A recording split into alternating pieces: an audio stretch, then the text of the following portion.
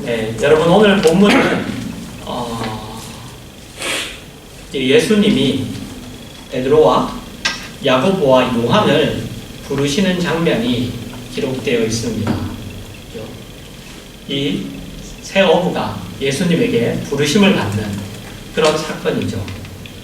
어부였던 그들은 게네사렛 호수, 그러니까 게네사렛 호수는 여러분이 잘 알고 있는 갈릴리 호수입니다. 네, 갈릴리 호수의 별명이에요. 그래서 이 갈릴리 호수에서 물고기를 잡으며 살아가고 있었습니다. 그런데 어느 날 밤이 새도록 그물을 던졌는데도 그 물고기를 잡지 못하며 그래서 포기하고 그물을 씻고 있었죠. 그때 예수님이 그들에게 오셔서 베드로의 배에 타시고 그 배를 물가에서 조금 떼라고 하신 다음에 자기를 따라온 무리를 가르치십니다. 그래 예수님이 배에 타셔서 이제 사람들은 여기 무태, 육지에 이렇게 앉아있고 예수님은 이제 배 위에서 이렇게 가르치시는 거죠. 그래서 베드로와 요한, 야고보는 그 본인들의 의사와는 관계없이 예수님의 가르침을 듣게 되었습니다. 예수님이 그들의 배에 타시는 바람에, 그죠? 듣고 싶은 마음이 없었죠. 듣고 싶습니다라는 말도 없었어요. 본인들의 의지와는 관계없이 예수님의 말씀을 듣게 된 거죠. 그리고 예수님이 가르침을 마치신 후에 베드로에게 깊은 데로 가서 그물을 던지라라고 이렇게 말씀하십니다. 그러자 예수님의 가르침으로 인하여 그분이 평범한 분이 아니라고 그렇게 느낀 베드로가 이렇게 이야기합니다. 5절에 보시면 시몬이 대답하여 이르되 선생님 우리들이 밤이 새도록 수고하였으되 잡은 것이 없지만은 말씀에 의지하여 내가 그물을 내리리이다.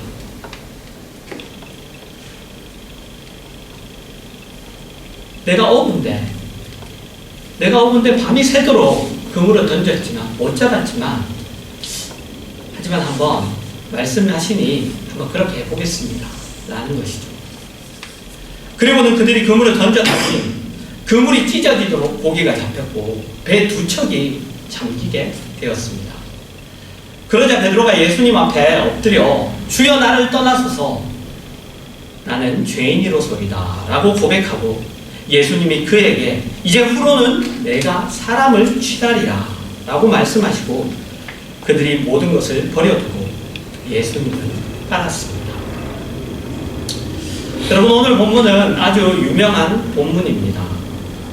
여러분도 잘 아시는 본문이죠. 예수를 믿는 사람들이라면 모두가 공감하는 그 복음의 내용을 담고 있는 그러한 본문입니다. 모든 사람들이 공감하는 그 복음의 내용이 뭘까요?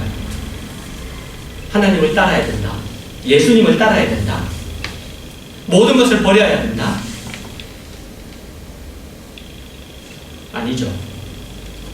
모두가 공감하는 그 복음의 내용은 뭐냐면 하나님이 예수님을 보내셔서 자신의 백성을 구원하는 일에 있어서 결정적인 결과를 만들어내는 그 가장 중요한 요소는 바로 하나님의 찾아오심이라는 것입니다. 하나님의 찾아오심. 여러분 우리의 성도된 결과 우리가 지금 누리고 있는 우리의 신분 하나님의 자녀라는 이 신분 그리고 우리가 지금 방금 우리가 사도신경으로도 고백했던 그 우리의 신앙의 고백 그리고 여러분들이 삶에 드리는 그 예배, 찬양 그 모든 신앙의 고백들이 다 무엇으로 말미암느냐? 바로 그 찾아오심으로 인해서 말미암는다는 것이죠. 그리고 그 하나님의 찾아오심이 바로 여러분 뭐냐? 성육신입니다. 그죠? 여러분들 교회 안에서 그리고 예배를 드리면서 말씀 속에서 들어보셨을 거죠. 성육신이죠. 예수님이 그죠? 육신을 입고 인간이 되어 오셨다라는 것을 말합니다. 성육신이라고 하죠.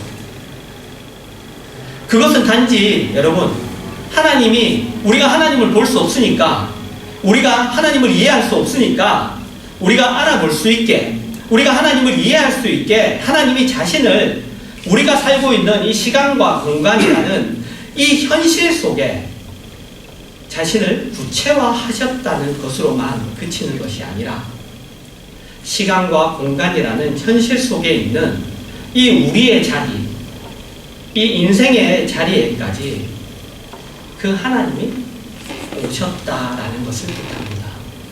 그 자리까지. 그분이 계신 자리와 우리가 있는 자리는 확연히 다른 자리죠. 하지만 우리가 있는 이 자리까지 그분이 오셨다는 것이죠. 여러분, 그것은 하나님이 우리의 형편, 우리가 아직 하나님을 알지 못하고 예수님을 믿을 마음이 없고 내 의욕과 내 성질에 못 이겨서 방황하고 분노하고 있는 그 자리에 말없이 찾아오셨다는 것입니다. 여러분, 아무도 예수님을 오라고 하지 않았습니다. 그죠? 아무도 예수님이 필요하다고 이야기하지 않았습니다. 우리가 하다 마지막에 결국 하나님 앞에 성질을 부릴 때도 하나님, 나는 최선을 다했는데 하나님은 왜 그냥 계십니까? 라고 우리가 아우성만 쳤지, 하나님 나라는 존재가 무엇입니까? 하나님은 도대체 누구십니까? 라고 하나님에게 묻지 않았습니다. 그런 우리의 무지, 방황, 거부, 때로는 여러분 배은망덕, 불경스러움에도 하나님은 말없이 찾아오셔서 우리를 귀한 존재라고 인정하고 계셨습니다. 우리가 마지막에 하나님 앞에 울며 기도할 때, 여러분도 다 그런 경험이 있으실 텐데, 마지막에 하나님 앞에 울며 기도할 때 그때 하나님이 우리를 만나주신 것이 아니라 이미 2000년 전 그 베들레헴의 말 위에 오셔서 하나님이 우리의 모든 삶의 현장 속에서 우리를 대접하고 계신 것입니다. 여러분, 오늘 본문을 보시면 베드로는 밤이 새도록 그물을 던졌죠. 그러나 물고기를 한 마리도 잡지 못했습니다. 거기에 예수님이 찾아오시는 것입니다. 그 허탈, 그 분노, 고통, 체념 속에 하나님이 함께 하고 계십니다. 여러분, 함께 하고 계신다는 말이 무슨 말인지 아십니까? 함께 한다는 것이 뭔지 아십니까? 여러분, 우리가 살면서 가장 많이 하는 실수가 뭘까요? 여기 신혼부부도 있고, 그런데 가장 많이 하는 실수, 상대방을 내 마음에 들게 만들려는 것이죠. 상대방을 내 마음에 들게 만들려는 것입니다. 우리가 화를 내는 이유가 뭐죠? 상대방이 내 말을 듣지 않기 때문이죠.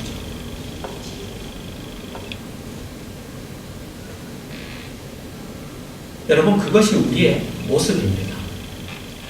그런데 예수님이 그런 우리에게 오십니다. 그런 우리에게 오세요. 그것이 성육신입니다. 상대방이 내 마음에 들지 않고 도대체 이해가 안 되고 때로는 너무 징징거리고 매달리지만 그것을 감싸 안으며 인격으로 존중하는 것, 그것이 성육신입니다. 예수님이 그것을 하러 오시는 거예요. 그리고 그 예수 그리스도의 성육신에 참여할 때 사람들이 그 예수 그리스도의 성육신에 참여한 사람들을 통하여 예수님이 온 것을 아는 것입니다. 그것이 기독교 신앙이고, 여러분, 복음의 정체입니다. 여러분들 구제라는 일을 하실 거고, 또 어떤 분들은 선교지에도 가실 거예요. 그죠? 선교 여행도 떠나고 선교하러 다른 나라에 가기도 하고, 또 불우한 이웃을 돕기 위해 손을 펼치고 그럴 겁니다. 근데 여러분, 그것이 내가 가지고 있는, 여러분들도 다 들었던 얘기죠. 내가 가지고 있는 것을 주는 것이 아니에요. 그게 아니라 그들을 대접하는 거예요. 대접하는 거예요. 당신이 이런 모습일지라도 당신이 이런 모습일지라도 대접하는 거예요. 예수님이 우리를 대접하셨듯이. 그게 성육신이죠. 그리고 그럴 때 그들이 예수님이 찾아오신 것을 아는 거예요. 예수님이 찾아오신 것을. 여러분, 그들과 함께하는 것입니다. 함께하는 것. 여러분들이 존경하는 사람들, 여러분이 멋지다고 하는 사람들, 여러분이 좋아하는 사람들과 여러분이 함께하듯이 동일하게 말도 안 되게 비참한 사람들, 아니면 내가 참을 수 없는 사람들, 내가 꺼리는 사람들, 함께하는 것. 성령심이죠. 다른 거 필요 없어요. 함께하는 것. 함께하는 것. 그래서 성육신은 뜻밖의 일을 낳습니다. 여러분, 현실을 해결하는 것에 목적이 없어요. 베드로와 야고보와 요한은 고기를 잡는 사람입니다. 그러나 못 잡았습니다. 그런데 예수님이 오셔서 배가 잠기도록 고기를 잡게 하셨어요. 그러자 그들은 다 놀랍니다. 하지만 그들은 모든 것을 버려두고 예수님을 따라갑니다. 잡은 고기를 팔아서 훌륭한 일을 하지 않고 모든 것을 버려두고 예수님을 따라가요.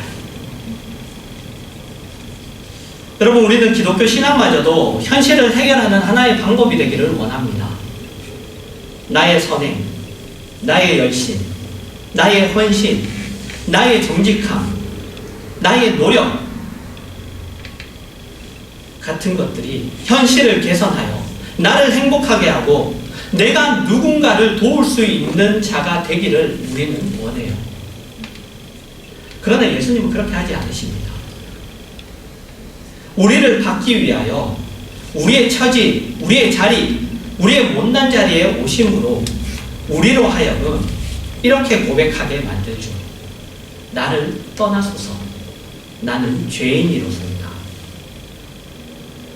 여러분, 무슨 뜻이죠? 나를 떠나소서. 나는 죄인으로서이다. 무슨 뜻일까요?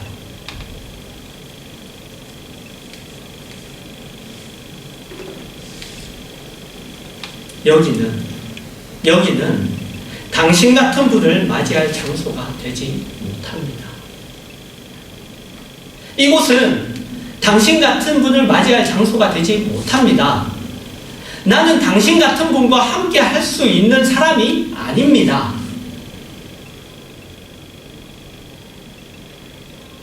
그러나 예수님은 그 자리에 기꺼이 여러분 함께 하십니다. 그렇게 하심으로 우리의 비참함을 여러분 바꾸십니다. 그분이 우리와 함께 하심으로 우리가 볼 때 가장 비참하고 열악한 환경 속에 있는 존재일지라도 주님이 만나주시는 자, 주님이 동행하며 사는 인생으로 여러분 격상되는 것이죠. 그래서 우리 모두에게 그렇게 찾아오시고 우리의 인생을 그렇게 살게 하심으로 우리의 환경을 개선하고 우리의 현실을 해결하여 우리가 겪고 있는 장애, 문제를 면제받게 하는 것이 아니라 내가 만든 인생, 내 힘으로 사는 현실에도 예수 그리스도가 찾아오셔서 예수 그리스도와 함께하는 인생과 현실로 바꾸시는 거예요. 그래서 여러분, 현실은 그대로 연속됩니다. 그래서 우리 모두 당황해야죠. 예수님을 믿기 전에도 힘들던 인생이 예수님을 믿고 나서도 동일하게 힘듭니다. 여러분, 그것이 현실이에요. 그러나 차이가 있죠. 예수님 없이 살 때는 단지 절망으로 치닫던, 분노로 치닫던 현실에 불과했지만, 그 이상도 그 이하도 아무것도 아니었지만 이제는 그 현실이 여러분, 내가 동일하게 살았던 그 현실이 중요한 현실이 됩니다. 왜요? 그 현실은 성육신이 연장되는 현실이기 때문이죠. 빌립보서 1장 20절에서 24절입니다. 나의 간절한 기대와 소망을 따라 아무 일에든지 부끄러워하지 아니하고 지금도 전과 같이 온전히 담대하여 살든지 죽든지 내 몸에서 그리스도가 존귀하게 되게 하려 하나니 이는 내게 사는 것이 그리스도니 죽는 것도 유익함이라. 그러나 만일 육신으로 사는 이것이 내 일의 열매일진데 무엇을 택해야 하는지 나는 알지 못하노라. 내가 그 둘 사이에 끼었으니 차라리 세상을 떠나서 그리스도와 함께 있는 것이 훨씬 더 좋은 일이라. 그렇게 하고 싶으나 내가 육신으로 있는 것이 너희를 위하여 더 유익하리라. 여러분 무슨 말일까요? 무슨 뜻일까요? 지금 사도 바울은 감옥에 갇혀 언제 죽을지 모르는 그런 현실 속에 있습니다. 모든 성도들이 그가 감옥에서 풀려나기를 위하여 기도하고 있어요. 그런데 사도 바울은 그 빌립보 교회 교인들에게 나는 사는 것이나 죽는 것이나 사실 차이가 없는 인생을 살고 있다. 살아도 내게 사는 것은 그리스도이고 죽어도 그것은 그리스도를 위한 유익함이다. 그 둘 사이에 내가 끼어 있는데 그러나 사실 죽는 것이 좋다. 왜냐하면 주와 함께 살 것이고 이 고통이 끝났기 때문이다. 그러나 내가 살기를 원하는 것은 살아서 너희에게 유익이 되고 싶기 때문이다. 여러분 그가 살아서 사도 바울이 살아서 무슨 유익이 되죠? 사도 바울이 사는 것이 어떤 유익일까요? 예수님이 그렇게 하셨듯이 가난한 영혼을 대접하는 것입니다. 그 영혼을 대접하는 것이죠. 여러분 성도가 해야 되는 신앙의 가장 큰 책임, 성도의 존재의 의무는 이웃들을 예수 안에서 나를 사랑하신 하나님의 사랑으로 대접하는 것입니다. 그것이 여러분 하나님 사랑, 이웃 사랑이죠. 이웃이란 여러분 누구죠? 이웃이란 늘 만나는 사람들입니다. 늘 만나는 사람들 앞에서 성육신의 길을 걸어야 합니다. 나는 하나님 앞에 가치 있는 자다. 하나님이 나를 존중하신다. 라는 것을 증거해야 하죠.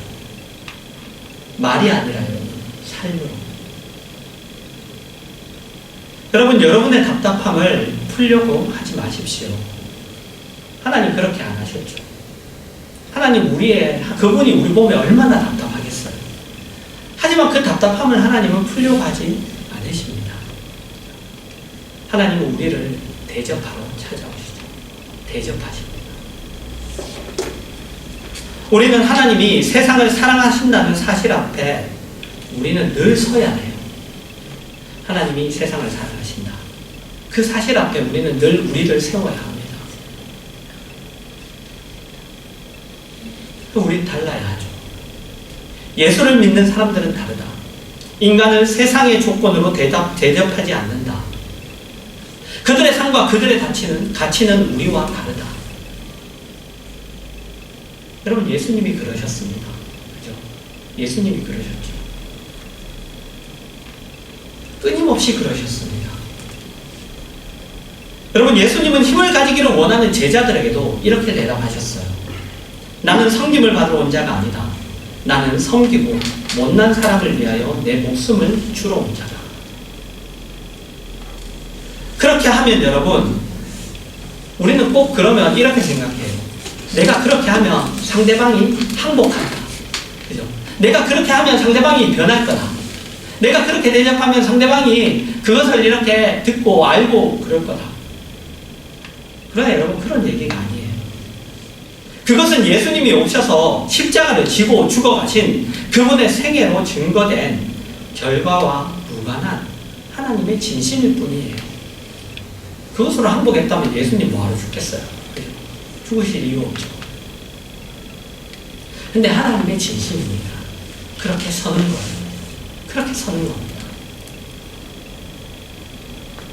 예수를 안 믿고 죽어가는 자들을 향하여 그래 당신은 지옥에 가는 것이 마땅하다 라는 말은 하나님에게는 없어요. 하나님에게는 없습니다. 우리가 그렇게 만약 말한다면 그것은 우리가 아직도 성육신을 모르는 것입니다. 그래서 사도 바울은 이렇게 이야기합니다. 빌립보서 3장 5절에서 11절입니다. 나는 8일 만에 할례를 받고 이스라엘 족속이요 베냐민 지파요 히브리인 중에 히브리인이요 율법으로는 바리새인이요 열심으로는 교회를 박해하고 율법의 의로는 흠이 없는 자라. 그러나 무엇이든지 내게 유익하던 것을 내가 그리스도를 위하여 다 해로 여길 뿐더러 또한 모든 것을 해로 여김은 내 주 그리스도 예수를 아는 지식이 가장 고상하기 때문이라. 내가 그를 위하여 모든 것을 잃어버리고 배설물로 여김은 그리스도를 얻고 그 안에서 발견되려 함이니 내가 가진 의는 율법에서 난 것이 아니요 오직 그리스도를 믿음으로 말미암은 것이니 곧 믿음으로 하나님께로부터 난 의라. 내가 그리스도와 그 부활의 권능과 그 고난의 참여함을 알고자 하여 그의 죽으심을 본받아 어떻게 해서든지 죽은 자 가운데서 부활에 이르러 하노니. 그는 그리스도의 부활과 권능과 그 고난에 참여하겠다고 합니다. 예수를 믿으면 모든 답을 얻는다고 생각하는 것, 보이는 보상을 얻어 기독교 신앙의 우월함을 증거하려는 것을 여러분 우리는 승리주의라고 합니다. 봐라, 예수를 믿으니 잘 되지 않냐? 하나님이 살아계신 거 아니냐? 봐라, 하나님 믿어. 이런 것들을 승리주의라고 합니다. 성경은 여러분 한 번도 그렇게 이야기하지 않습니다. 그의 고난에 참여하며 부활에 참여하라고 합니다. 그의 고난에 참여하여 거기서 끝이 아니고 그래서 그의 부활에 참여하라. 우리가 예수를 믿기 전에, 그분을 알기 전에 우리의 인생이 내 손에 있고 세상의 잣대 아래 있을 때 우리는 경쟁하고 싸우고 이기려고 했습니다. 그래서 우리가 만났던 것은 뭐죠? 늘 여러분, 그래서 우리가 만났던 것은 냉혹하고 그리고 정의 없는 무정한 비정한 현실이었습니다. 그리고 가장 크게는 여러분 우리가 맞닥뜨리는 것은 뭐였냐면 무력한 자신이었죠. 그러나 예수를 믿고 나면 여러분 동일한 현실에서 이기는 싸움을 하는 것이 아니에요. 예수 안에서 하나님이 우리를 어떻게 대접했느냐의 싸움을 합니다. 하나님이 우리를 대접하는 그 싸움을 우리가 하는 것이죠. 여러분, 그리고 그런 현실 속에서야 우리는 이웃을 만날 수 있고 하나님이 그래서 그 이웃을 찾아갈 시간과 공간과 현실이 생깁니다. 인간이 하나님 앞에 얼마나 귀한 존재인가, 존중을 받아 마땅한 존재인가를 증명하기 위하여 꼭 좋은 환경과 좋은 조건이 필요한 것은 아니죠. 그건 아닙니다. 여러분, 우리가 살면서 경험했듯이 참다운 친구가 될 때는 언제죠? 어려웠을 때. 참다운 친구가 될 때는 어려웠을 때입니다. 어려워지면 누가 진정한 친구인지를 알게 되죠. 내가 고통을 받을 때 나를 감싸 안고 가느냐 아니면 뭐라고 하느냐, 그것으로 갈라집니다. 여러분, 감싸 안으시고 편 드십시오. 여러분, 그것 하십시오. 여러분, 그냥 옆에 있는 사람과 함께 계십시오. 옆에 함께 하십시오. 내가 당신을 이해한다. 그래, 얼마나 슬프겠냐, 얼마나 고통스럽겠냐, 필요 없습니다. 그냥 함께 하십시오. 우는 것 기다려주고, 분내는 것 기다려주고, 말도 안 되는 것, 그 억지 그냥 들어주십시오. 그렇게 하는 것이 여러분, 예수를 믿고 산다는 게 무엇인지 아는 것입니다. 여러분, 오늘 말씀으로 여러분이 무엇에 항복해서 여기까지 와 계신 것인지 여러분 확인하시기 바랍니다. 어떻게 내가 여기까지 올 수 있었는지, 예수 그리스도가 얼마나 우리를 대접하셨길래, 우리와 함께 하셨길래, 여러분 확인하시고, 예수님이 여러분의 무력함과 여러분의 그 무지에도 불구하고 여러분의 현실에 찾아오시고 여러분을 존중해 주셨다는 것을 확인하시고, 그래서 여러분이 어떠한 구원을 얻었는지, 여러분이 믿는 기독교 신앙이 무엇인지, 여러분이 아버지라고 부르는 하나님이 어떤 분이신지를 확인하시기를 주님의 이름으로 축원합니다.